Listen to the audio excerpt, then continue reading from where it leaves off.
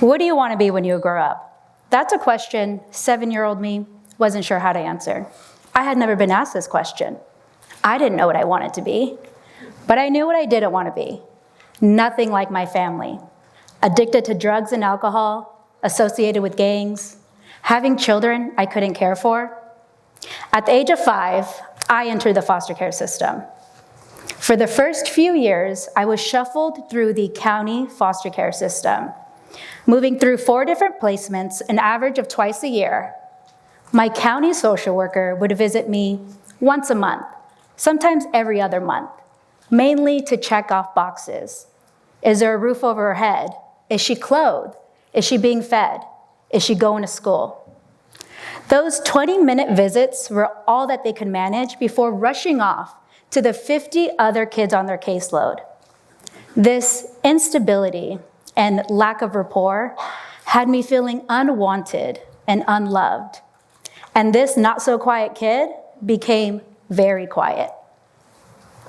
According to the California Child Welfare Indicator Project, over 60,000 children are in foster care statewide, with 3,000 here in San Diego. Approximately 50% of foster children will graduate with a high school diploma. 10% will get into a 4-year college, but only 3% will graduate with a bachelor's degree. And of that, 1% will obtain a master's degree.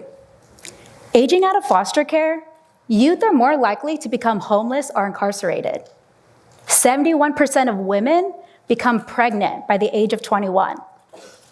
The odds against foster youth are not very promising. In order to break generational foster care and improve the odds against youth aging out, children need stability and consistent support from caring adults who are committed for the long term. This could look like mentors, foster parents, adoptive parents, teachers, volunteers, or policy advocates. At the age of 7, I was referred to a private foster family agency. I vividly remember having lunch with Angel.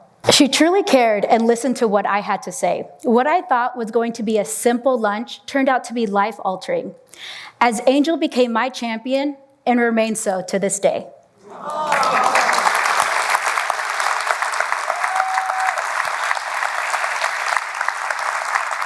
So I joined this private agency, Angel became my social worker, and we began the process of finding my forever family. I was placed with a new foster family who I lived with for 7 years. Angel was able to give me the stability and consistent support I needed to thrive. Because of Angel's weekly visits and extra care, she noticed I was 3 grades behind in reading and writing. I can't even imagine what my life would look like now had she not caught this. No one else seemed to notice. Immediately, she put me on a literacy plan, and I remember reading out loud daily after school. Although I did not like it, it was exactly what I needed to get on track. At 13, reuniting with my mother was an option, but I knew it wouldn't provide me the structure I needed. By 16, I faced a choice: join a new foster family or reunite with my mother. I chose to live with my mom, to shed the foster kid label. However, the lack of structure caused my grades to suffer. As senior year approached, I remembered a conversation I had with Angel where she said the agency would support me going to college, and I realized I needed to make a change in order to avoid repeating my family cycles. So I buckled down, went to summer school, and improved my grades. With the support of counselors, I graduated high school and I went straight into college.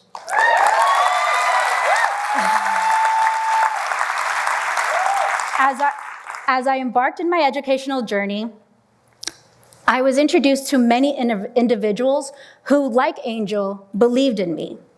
It would take me all day to share the impact they all have made in my journey in beating the odds against me and breaking the cycle of foster care. I'm the youngest of 5 siblings who all experienced foster care, but I'm the only one who graduated with a double bachelor's degree. I don't have children I can't care for, and I'm financially stable.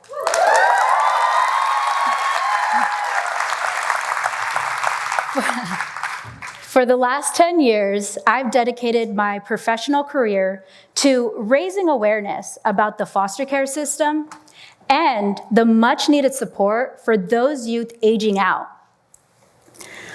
I've collaborated with various community organizations to help develop programs and services to provide opportunities to those children that are currently in foster care and those young adults whom the system has impacted. And I'm committed to championing for the foster care community to make sure that they have stability and consistent support. And in 2025, I will become the 1% of former foster youth to obtain a master's degree.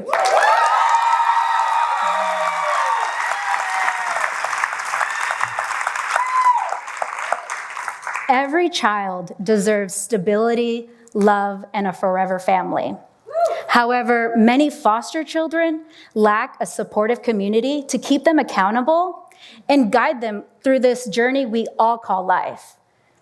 You can take action by providing your resources and time to foster care agencies, families, children in need, and help create policy change.